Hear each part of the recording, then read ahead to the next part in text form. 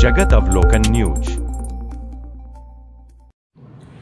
केंद्रीय मंत्री मनोहर खट्टर ने आज रोहतक में जनता की समस्याओं के समाधान और प्रशासनिक पारदर्शिता को बढ़ावा देने के लिए उद्देश्य से दो महत्वपूर्ण पोर्टल नमस्ते रोहतक चैट पोर्टल और बार कोड फीडबैक पोर्टल का शुभारंभ किया। इस मौके पर जिला उपायुक्त सचिन गुप्ता, एडीसी नरेंद्र कुमार, एसपी सुरेंद्र बोरिया सहित प्रशासन के अधिकारी मौजूद रहे। मनोहर खट्टर ने कहा कि नमस्ते रोहतक चैट पोर्टल के माध्यम से आम लोग अपनी समस्या और शिकायतें ऑनलाइन दर्ज करवा सकेंगे, जिससे उनकी समस्या का समय पर निवारण हो सकेगा।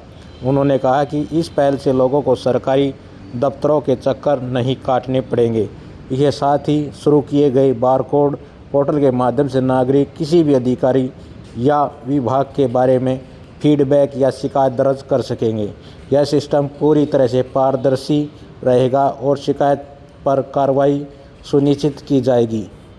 केंद्रीय मंत्री ने कहा कि ये दोनों पोर्टल जनता की सुविधा और उनके हितों को ध्यान में रखते हुए तैयार किए गए हैं, जो प्रशासनिक व्यवस्था को मजबूत और जवाबदेह बनाएंगे। उन्होंने उम्मीद जताई है कि इस डिजिटल पहल से जिले में शिकायत निवारण व्यवस्था तेजी और अधिक प्रभावी होगी, जिससे लोगों को वास्तविक लाभ मिलेगा। चैटबॉट अब आपका फोन नंबर और नाम याद रखता है और चैटबॉट से बातचीत करते समय आपको दोबारा पंजीकरण कराने की जरूरत नहीं है। अब आप सीधे हाय टाइप करके अपनी शिकायत दर्ज कर सकते हैं। शिकायत को आगे बढ़ाने के लिए हाँ लिखें। सूची से विकल्प संख्या का चयन करके विभाग श्रेणी और संबंधित विभाग का विकल्प चुनें जिसके संबंध में आपकी शिकायत है। उदाहरण के लिए, यदि आपको प्राथमिक विद्यालयों से संबंधित कोई शिकायत है तो वीडियो में दिखाए अनुसार विभाग श्रेणी एक और विभाग एक चुनें।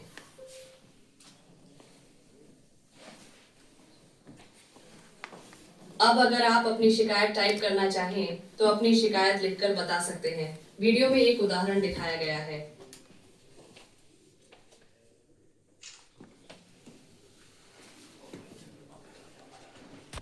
There is no regular electricity. Electricity नहीं आ रही, फिर जैसे एग्जांपल Supply. हाँ in my school In my school. तो कुछ भी डाल सकते हैं। अब यदि आप लिखित शिकायत की छवि अपलोड करना चाहते हैं तो आप शिकायत की तस्वीर क्लिक करके या अपनी गैलरी से फोटो अपलोड करके ऐसा कर सकते हैं।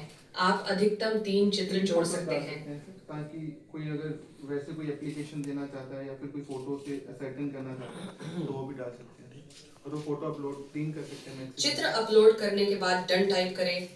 आपकी वो कंप्लेंट्स का से नंबर दे देगा। हम इसको से समाधान शिविर से क्षेत्र का पता या स्थान लिखें जहां समस्या उत्पन्न हुई है। उदाहरण के लिए समस्या है तो स्कूल का नाम आदि। जी सर, अब आपको शिकायत की सभी जानकारी समीक्षा के लिए दिखाई जाएगी।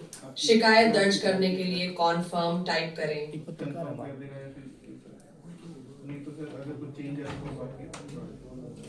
इस तरह शिकायत दर्ज हो जाती है और प्रशासन द्वारा समस्या पर नजर रखने के लिए एक टिकट नंबर जनरेट हो जाता है।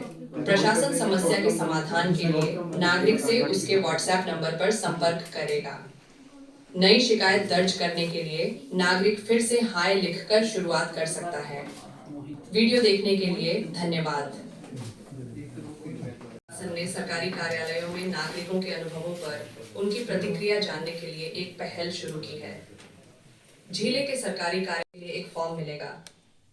फॉर्म में आपको जिस कार्यालय का फीडबैक भरना है उसका पता, आपका नाम, आपका मोबाइल नंबर, फीडबैक की तारीख, कुल अनुभव आदि जैसी जानकारी भरनी होगी।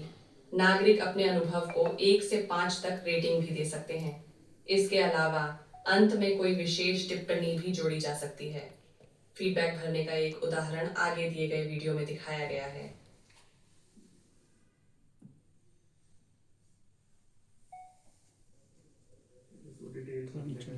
कोई भी डिपार्टमेंट में गया उसको कैसा लगा। और आपकी शिकायत करनी है तो उस पर कर सकते हैं। लेकिन आपके सामने डालेगा या घर में जाके नहीं, डालेगा? घर में जाके डालते हैं। फिर तो आसान है। नहीं सर, घर में जाके डालते हैं। सामने स्कैन करके वो खुल जाएगा सर। ये सर वैसे पुलिस ने ऑलरेडी पायलट कर दिया, काफी सक्सेसफुल रहा सर। पता लगता है कि कोई डिजिटलाइजेशन का प्रोग्राम है और जो भी व्यवस्थाएं हम बनाते हैं ताकि ऑनलाइन व्यवस्थाओं से लोगों को लाभ मिले। आज एक खुशी का अवसर ये है कि रोहतक जिला के प्रशासन ने 2 नए पोर्टल और ऐसे जारी किए हैं, जिसका अभी मैंने उसका लॉन्च किया है। सबसे पहला एक पोर्टल है जिसका नाम रखा है नमस्ते रोहतक।